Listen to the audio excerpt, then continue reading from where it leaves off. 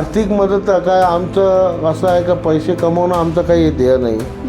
पैसे मागे आम्ही कधी पडलोही नाही. आम्ही म्हणतो पैसे असायला पाहिजे परंतु लोकांच्या मदतीसाठी असायला पाहिजे. की जी वस्तू तुम्ही वाटणार ते तुमच्याकडे कधी कमी होणार नाही. ज्ञान असेल ज्ञान वाटणारा ज्ञान वाटेल तर त्याचं ज्ञान वाढते.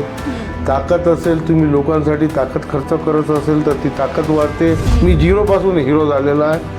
हे लोकांचे काम करता करता काही काम मिळालं तर लोकांना हवेवर नाही सोडत. आम्ही माणसाला काम घेणाऱ्यांना आम्ही असं उत्तर नाही देत आमच्या ऑफिसला का मी बघून घेतो मी करून घेतो. नाही तू आमच्या सोबत चाल कोणत्या ऑफिसला तू काम आणलेलं आपण करू. आणि आपल्यासाठी लोक थंडीत बसलेले आहे म्हणजे 100% विजय आपला आहे.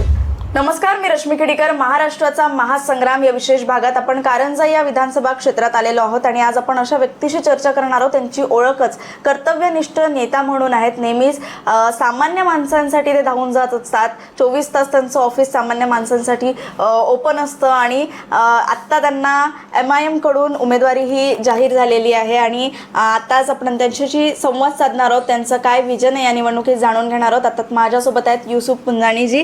दादा, तुमचं नवराष्ट्रामध्ये खूप खूप स्वागत. नमस्कार. नमस्कार. एकंदरीतच दादा, आता ही जी निवडणूक आहे तुम्ही कुठल्या मुद्द्याला घेऊन लढणार आहात आणि काय विजन आहे?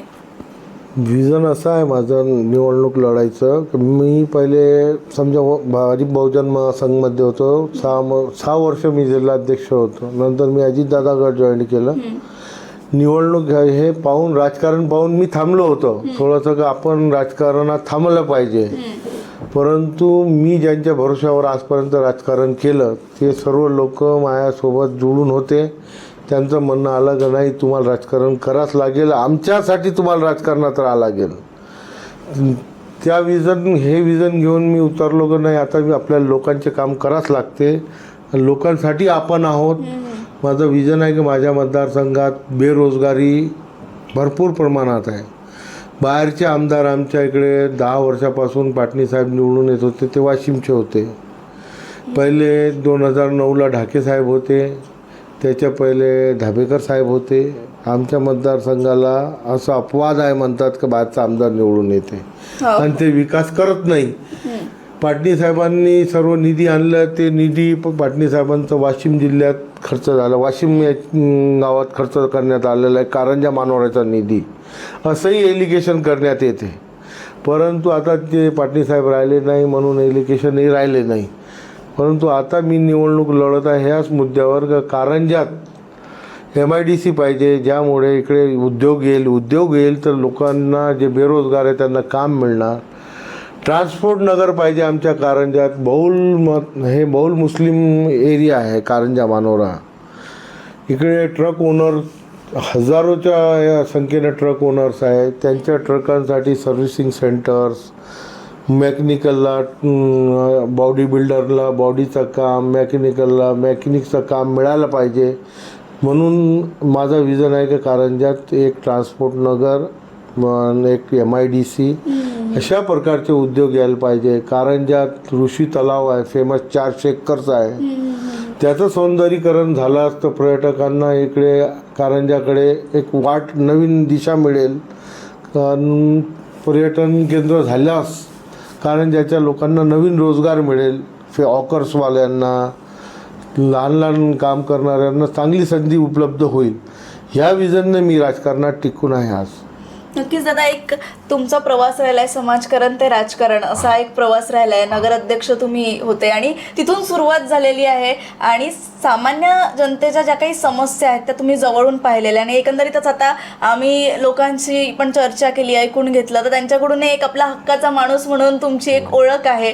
सातत्याने कुठलीही मदत असो मग आर्थिक असो कुठलीही असो तुम्ही धावत त्यांच्यासाठी ते करत असतात. तुमचं ऑफिस 24 तास ओपन असतं. दादा, इतकं सगळं असताना आता कुठेतरी नागरिकांकडून ह्याही गोष्टी झाल्या की कुठलीही निवडणूक असली की हे मुद्दे येतातच. आपलं रोड, पाणी आणि जी वीज आहे याचा खूप मुद्दा येतो आणि इथे बऱ्याच ठिकाणी ती समस्या मोठ्या प्रमाणात पाहायला मिळते. जर तुम्ही आमदार झाले तर या समस्यांवर कशा पद्धतीने निवारण करणार? 100% आपण म्हटलं ना मी नगर अध्यक्ष नाही नगरसेवकापासून पारी सुरू केलेली होती राजकारणाची. परंतु लोक माझ्यासोबत समाजकारणातून जोडलेले होते. बरोबर. तर म्हणून राजकारण माझ्यासाठी काहीच महत्त्व ठेवत नव्हतं. समाजकारण करणेच माझ्या जीवनाचा अर्थ होता आणि आजही आहे. मी आजही कोणतंही, माझं ऑफिस 24 घंटे उघडा असते. मी असलो नसलो माझे भाऊ असतात, नसलं नगरसेवक असतात बसून. काही काम मिळालं तर हवेवर नाही सोडत आम्ही माणसाला. काम घेणाऱ्यांना आम्ही असं उत्तर नाही देत आमच्या ऑफिसला का मी बघून घेतो, मी करून घेतो. नाही, तू आमच्या सोबत चाल, कोणत्या ऑफिसला तू काम अडलेलं आपण करू. नगरसेवक सोबत जातात किंवा मी असलो की मी फोनवर त्यांना हातोहात काम मार्गी लावायला सांगतो. म्हणून लोक आमच्यापासून जीवापासून जोडलेले आहे लोक. आणि आर्थिक मदत काय आमचं असं आहे का पैसे कमवणं आमचं काही ध्येय नाही. पैशामागे आम्ही कधी पडलोही नाही. आम्ही म्हणतो पैसे असायला पाहिजे परंतु लोकांच्या मदतीसाठी असायला पाहिजे. म्हणून ते आम्हाला समाजकारणातून ती शिक मिळलेलीच आहे का लोकांना.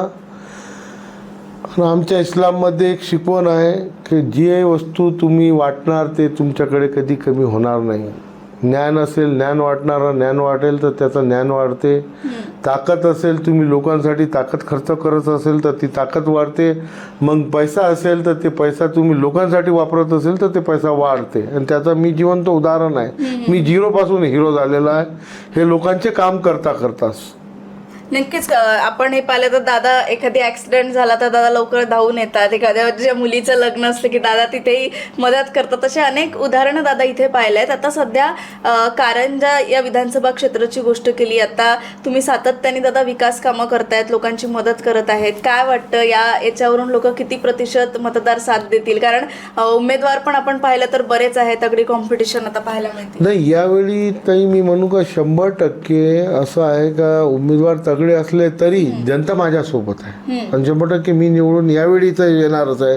खात्री आहे मला. रात्रीचे 12 वाजले, आपणही माझ्या वेट करत होते तर मी लोकांसोबतच होतो. लोकांचं म्हणणं होतं हे का असं पुण्यानी आपल्यासोबत पाहिजे. लोक माझ्यासाठी थंडीतही बसलेले होते. मी आज ढंगारखेडा, डोंगरगाव, आमकिनी असे मोठमोठ्या क्षेत्रातून जिकडे थंडीचे एकदम क्षेत्र जास्त आहे तरी लोक उघड्यात बसलेले होते का नाही आपल्याला पुण्यानीला ऐकायचं आहे एक वेळा.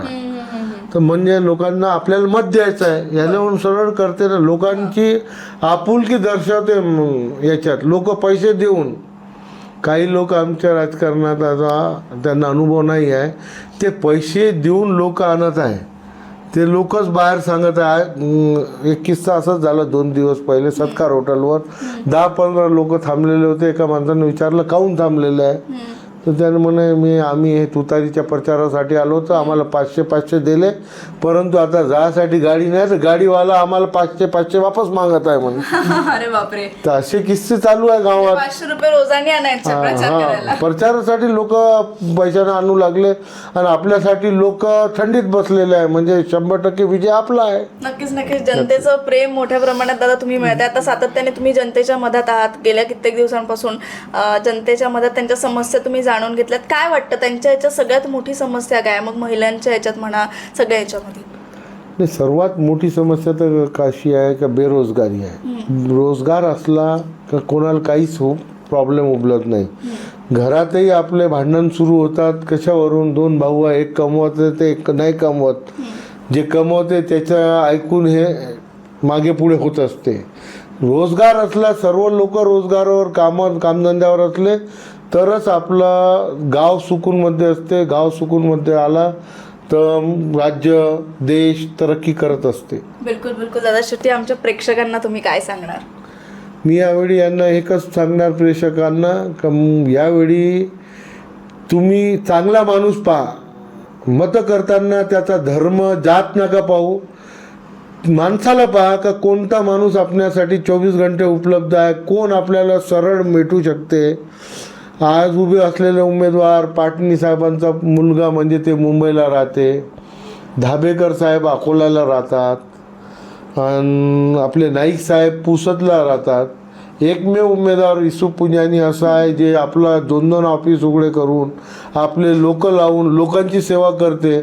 तर बस आज माझ्या मतदारसंघासमोर मी हात जोडतो.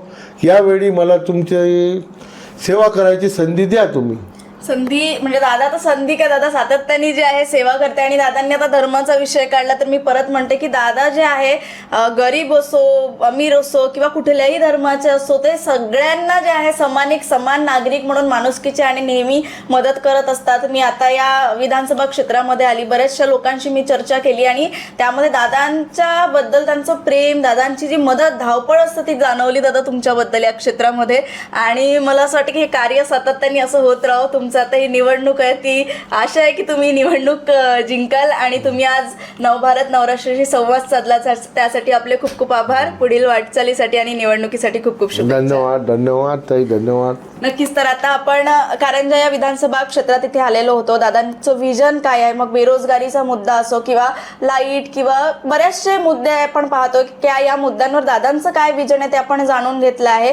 मात्र या विधानसभा क्षेत्रामध्ये आता पुढे काय होणार हे पाहणं महत्त्वाचं असणार आहे. एकंदरीतच दादाची मी ओळख सांगली, कर्तव्यनिष्ठ नेता म्हणून त्यांची ओळखच आहे आणि नेहमी सगळ्यांसाठी धावून जातो आणि लोकांकडून आपला हक्काचा माणूस अशी दादा काय थाप जी आहे, खूप मोठी थाप आहे ती दादाला मिळाली आहे. पण आता या विधानसभा क्षेत्रात पुढे काय होणार आहे हे पाहणं महत्त्वाचं असणार आहे. याचे अपडेट्स मी तुमच्यापर्यंत पोहोचवत राहणार आहे. तोपर्यंत माझ्यासह पाहत राहा महाराष्ट्राचा महासंग्राम. कॅमेरा पर्सन तन्मयसह रश्मी केडीकर, नवराष्ट्र, कारंजा.